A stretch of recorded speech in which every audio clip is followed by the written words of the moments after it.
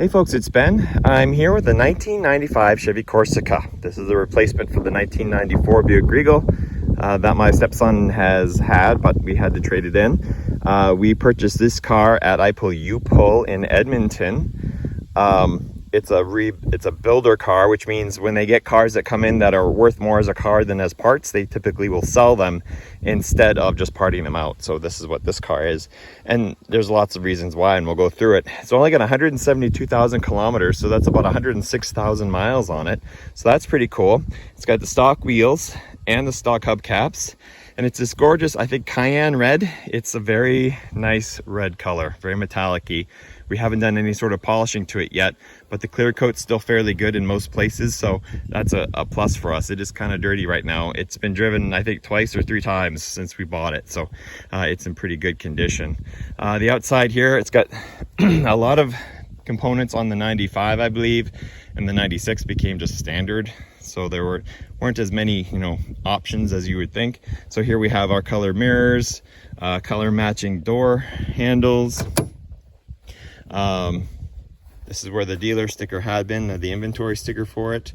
We got a rear window defogger, and somebody laid some fake tint on that. So we'll see how well we can pull that off. Maybe it just looks bad, right? But there's no real big dents on the vehicle and stuff like that. And as you can see, it's in really good shape. There's no rust bubbles or anything along those lines here. The trunk is carpeted, and there's actually a light back here too. It might have turned off. There's a little switch over here and a light, and I've switched all the little 194 bulbs to LED. And then for some reason the Amazon tail lamps I get don't fit in the GM sockets very well, so that's not cool. One of the things says it does burn oil, so we'll have to check on that later. But it doesn't burn oil, it leaks oil. So we'll have to find out where that's coming from, or if that's just somewhere where it was wet and the guy who did it, oh, and they already pulled that sticker off too. The person who did it just said, oh, it leaks oil. Well, yeah, GM cars tend to weep a little bit. It's got the later, so kind of, I want to say serrated tail lamps versus the smooth ones, but there's no cool little Chevy logo there. This side of the car, we've got the fuel filler. I think it's a 15.3 gallon tank. And once again, another sticker that's been pulled off. Beautiful shape, lots of wind noise, I'm guessing.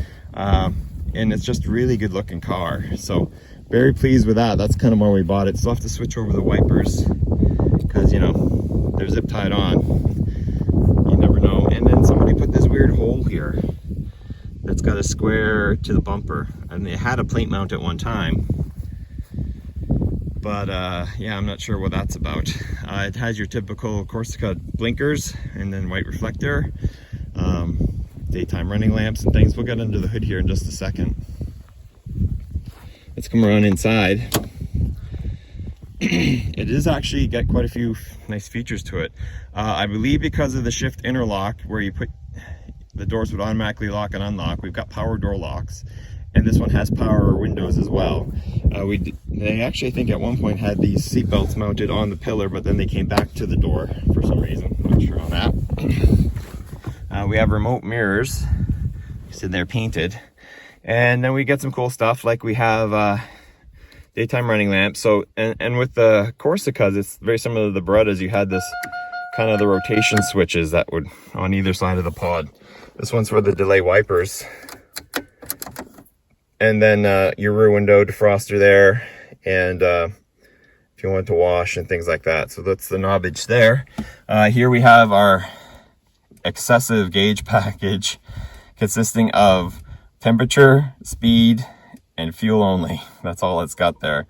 And there's the 173. We've already put some miles on it.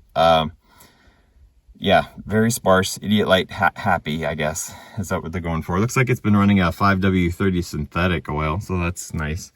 These can probably run away too. There's a lot of air fresheners in here, and I'm not sure why. It does not smell. Coming down here, it does have the factory stereo cassette radio. We already have an aftermarket unit. We're just got the new mount kit for this car. We took it out of the Buick. We put it into this, or we'll put it into this one here. And then we have our air conditioning, which I don't know if it works yet.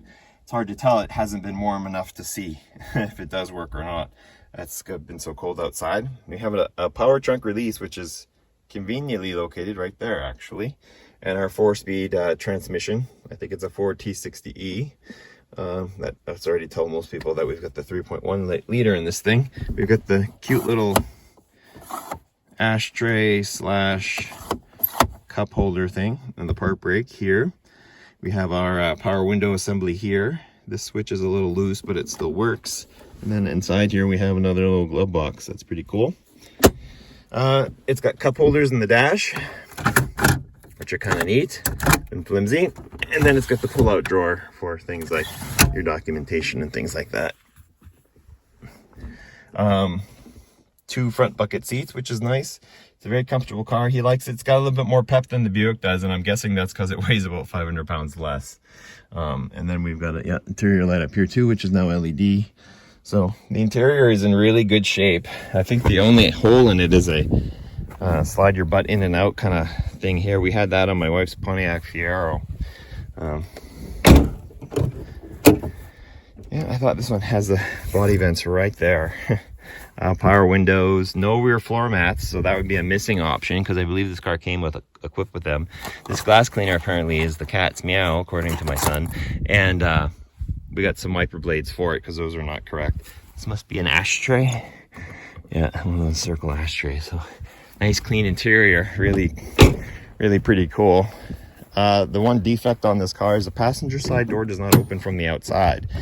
That's from the inside, but at some point when my wife and I can sit and work with this car, we're gonna pop that panel off and go see what's broken on this so that keeps it from opening. So, and then under the hood here, and I'm gonna try to do this with one hand, but it does have a prop rod to hold it up all the way up to the top prop rod even. Here we have the Gen 3, I believe. What was it? The L8. I can't remember the RPO code for it. I already closed the trunk, but there are RPO codes that are flashing across the screen, as you can tell right now. It's a 3.1 liter V6 with an alternator, air conditioning, block heater, cord I've kind of tucked in here, but it's here. We do have the delay wipers. It does come with ABS, so it's convenient. Came with a good battery, so that's also nice to know. And then the headlights, you can pull these out, and these flip up and let you change the headlights out. So it very, it's not like a remarkable car. It's not like legendary or worth a ton per se, but it's a really nice car. And so he's just starting his life. He just graduated high school, so now he's got a job. And so, hey, what a better car to start off with than one of these. It's not a complete turd.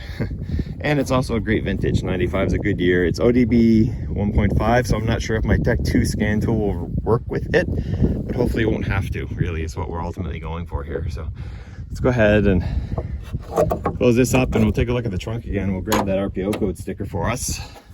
That way we can also decode the VIN. All the body panels line up nice. That's a little low, I guess. But really, those are just settings. Like, lines are straight. It's fairly clean on the bottom. So I'm pretty happy with that. And this is a very excited trunk to open up. It came with a little bit of oil and a windshield washer fluid. And RPO codes are on this spare tire, which, by the way, looks unused.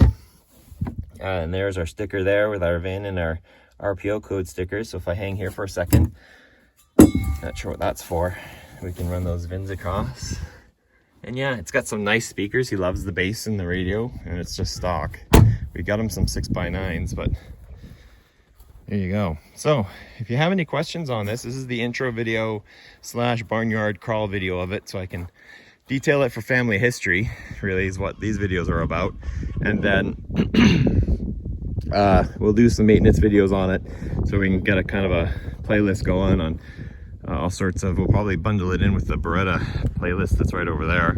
And they're very similar in color too. That's a little bit more pink. But anyway, if you have any questions, ask them. Comments, leave them. Please subscribe to my channel, Turbo231, for more cool car videos. Obviously, we have lots of interesting GM cars floating around the yard. And please subscribe if you haven't. And thanks for watching. Appreciate it, guys. You have a good day.